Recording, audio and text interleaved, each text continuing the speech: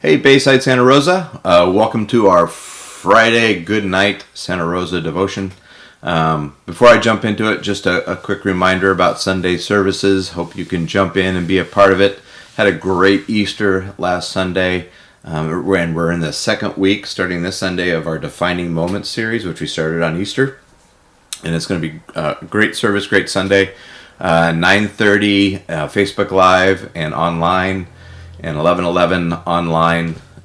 Make sure you join us, and if you haven't done it yet, invite friends to join us to be a part of it too.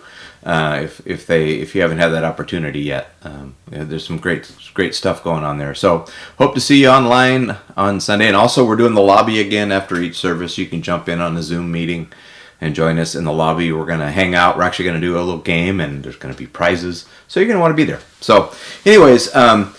Looking today for our Good Night Santa Rosa devotion. We do a college devotion video every day. And sometimes I do it, and sometimes one of our students do it. And we've been working our way chapter by chapter through the book of John. And today was John 20. And Kelsey, one of our college students, did the video. And she did a great job.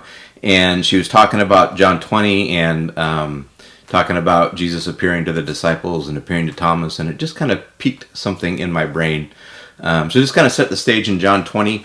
It starts off in the chapter, the night of Jesus' resurrection. Jesus appears to the disciples, and they were in a house, and the doors and the windows were locked. I think Andrew said last week they were sheltering in place, and Jesus appears to them, but Thomas is not there.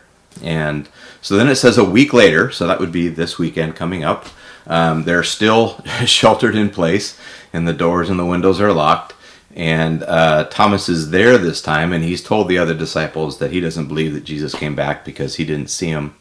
And Jesus appears, and this is what it says, starting in verse 26.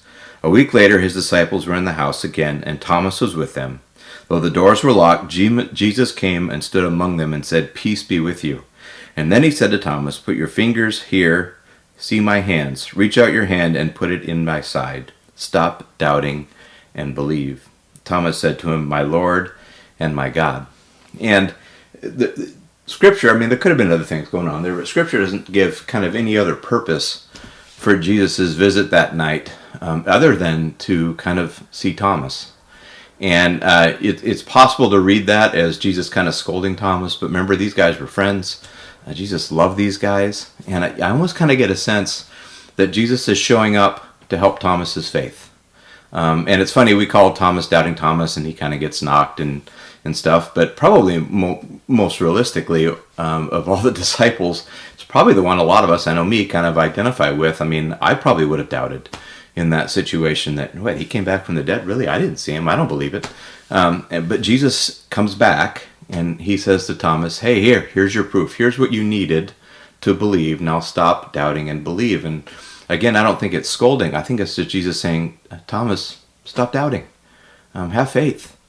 And I think that resonates a lot with us right now. One, to realize that there's a lot of things, and if you're like me over the last couple of weeks, there's been times where you're like, yeah, I trust God, and other times like, well, I'm really doubting. And then it's kind of an ebb and a flow, and you hear about extended sheltering in place and all these different things, and it just kind of ticks away at of kind of creating doubts in us. But Jesus shows up to Thomas and says, "Thomas, here's what you need to have faith. Touch my side, touch my hands. Stop doubting and believe." And so Jesus cares about our faith, and Jesus cares about, he shows up to Thomas to help Thomas not doubt. And I think Jesus wants to do the same thing in each of our lives. It's interesting the way this chapter ends.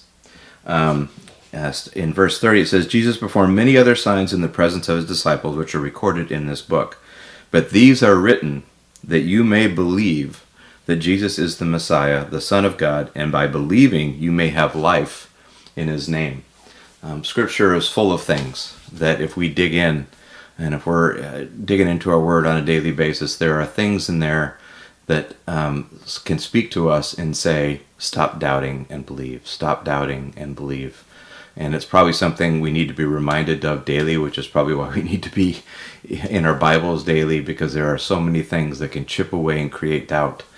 And Jesus looks at each one of us with those kind of compassionate eyes like he did with Thomas, and he says, hey, stop doubting and believe. I'm Jesus. I'm the Messiah. I love you. I'm here for you. Stop doubting and believe. So that's my encouragement for you today. Hope, and this is a prayer for me as well, that our faith can increase and our doubts can decrease as we continue sheltering in place. So have a great weekend, and we will see you on Sunday morning. Good night, Santa Rosa.